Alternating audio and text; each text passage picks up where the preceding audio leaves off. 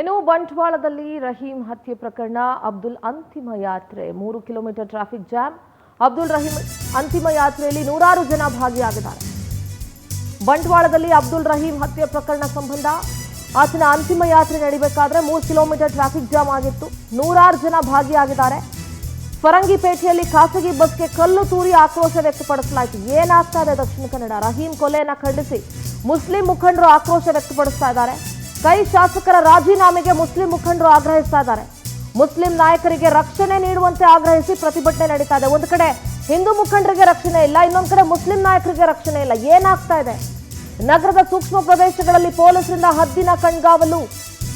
ಅಬ್ದುಲ್ ರಹೀಂ ಕೊಲೆ ಸಂಬಂಧ 15 ಮಂದಿ ವಿರುದ್ಧ ಎಫ್ಐಆರ್ ಆಗಿದೆ. ದೃಶ್ಯಗಳಲ್ಲಿ ಗಮನಿಸ್ತಾ ಇರಬಹುದು. ಮೆರವಣಿಗೆ ಮೂಲಕ ಈ ಯಾತ್ರೆಯನ್ನ ಮಾಡೋದಕ್ಕೆ ಪರ್ಮಿಷನ್ ಕೊಡೋದೇ ತಪ್ಪು. ಇಂಥ ಸಿಚುಯೇಷನ್ಗಳಲ್ಲಿ, ಇಂಥ ಸೂಕ್ಷ್ಮ ಸಂದರ್ಭಗಳಲ್ಲಿ ಮೆರವಣಿಗೆ ಮೂಲಕ ಈ ರೀತಿ ಅಂತಿಮ ಯಾತ್ರೆಯನ್ನ ಮಾಡೋದಕ್ಕೆ ಪರ್ಮಿಷನ್ ಕೊಡೋದೇ ತಪ್ಪು. ಅದು ಯಾರದ್ದೇ ಸಾವಾಗಿರಲಿ, ಯಾರದ್ದೇ ಕೊಲೆ ಆಗಿರಲಿ, ಬಹಳ ಸೂಕ್ಷ್ಮವಾದಂಥ ಪ್ರದೇಶ ಆ್ಯಂಡ್ ಸೆನ್ಸಿಟಿವಿಟಿ ತುಂಬಾ ಇದೆ. ಏನು ಬೇಕಾದರೂ ಆಗ್ಬೋದು, ಗಲಾಟೆಗಳಾಗ್ಬೋದು, ಗಲಭೆ ಆಗ್ಬೋದು, ಇನ್ನೇನೋ ಅನಾಹುತ ಆಗಿಬಿಡ್ಬಹುದು.